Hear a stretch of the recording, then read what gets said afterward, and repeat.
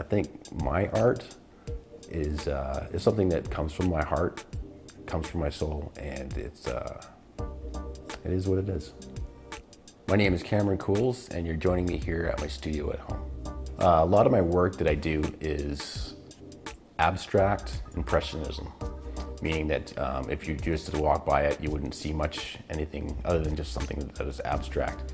But once you start looking into it, you'll actually see a lot of hidden messages, hidden details. For instance, the painting behind me over here actually has hummingbirds, but you wouldn't see that because they're in the foreground of a face. But once you start to dive into the painting, it'll tell you a little story.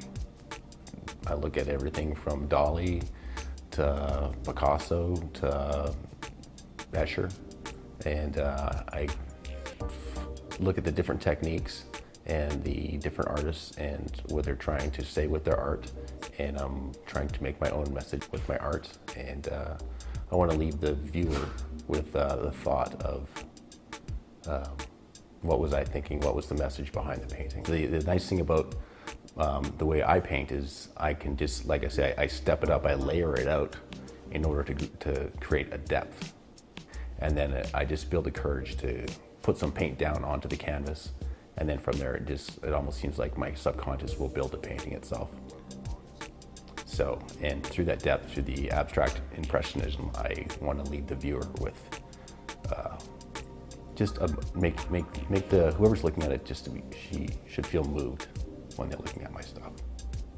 A lot of my paintings are done probably within about a week span or so. I'll work on them each night for between 1 and 3 hours, and then I'll sleep on it, and then I'll go back to it the next night.